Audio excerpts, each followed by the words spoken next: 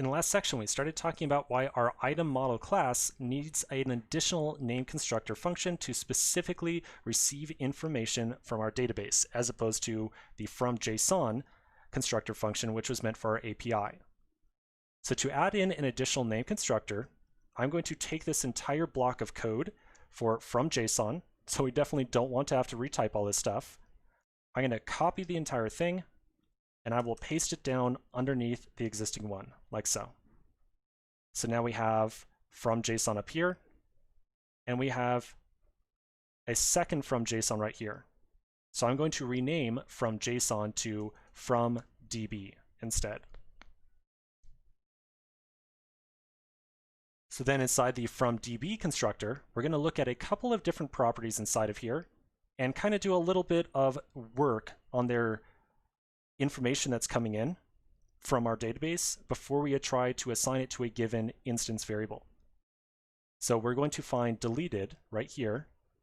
Again, when we get this parse JSON, not technically JSON now when it's coming from our database, but essentially when we get this information from our database, parse JSON at deleted is going to be either 0 or 1. And we want it to instead be either the value true or false. So to coerce 0 or 1 to true or false, it's a very simple operation. We're just going to say equals equals 1. So now if parse JSON at deleted is equal to 1, 1 equals 1 is going to evaluate to true, and true will be assigned to deleted. If parse JSON at deleted is instead 0, then 0 is not equal to 1, and instead false will be assigned to deleted. So nice little trick that we can use to make sure that we take the integer that was stored inside of our database and instead turn that into a Boolean when it eventually gets assigned to our item model. So we're going to repeat that same process for our deleted properties. Well, we did delete it, excuse me, we're going to do it on dead right here as well. So on dead, I'm going to add on equals equals 1. And then the other property we have to be aware of is kids right here. So when kids goes into our database, you'll recall that we're trying to say that we want to store kids as a blob rather than the list of integers that it is. So a blob right here essentially means that you and I are going to take the list of integers that forms kids and we're going to turn it into a big string of sorts. So essentially all we have to do for kids right here, we're going to wrap this thing with a JSON decode, which is going to take that list of integers essentially and turn it, or excuse me, list of integers as a string and turn it into the actual list of integers. Now this step right here might be a little bit confusing. This one might not make a lot of sense. Don't worry, as soon as we start to see all this code in action, you'll get a really good idea of why we're adding this on. Now notice that JSON decode is undefined. So this is a function that comes from the Dart convert module. So I'm going to go up to the top of the item model file and I'll make sure that I import the Dart convert module as well.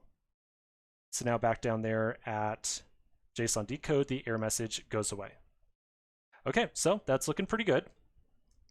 So I'm going to save this thing and I'll go back over to my NewsDB provider. I'll find my fetch item right here.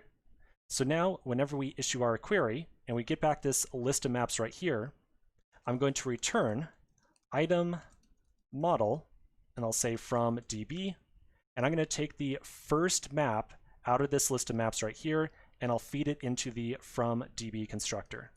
So I'll say maps.first, like so. And that's pretty much it. So now our fetch item method is going to make the query. It's going to get back a list of maps. In this case, we really expect it to only ever receive exactly one map or no maps at all. And then if there's at least one map, then we're going to feed that map into the from DB constructor. That'll turn it into an item model instance, and then we return the result from fetch item. So this is looking pretty good. Let's take another break. When we come back to the next section, we're going to implement that last method, which is going to add a new item into our database. So quick pause and I'll see you in just a minute.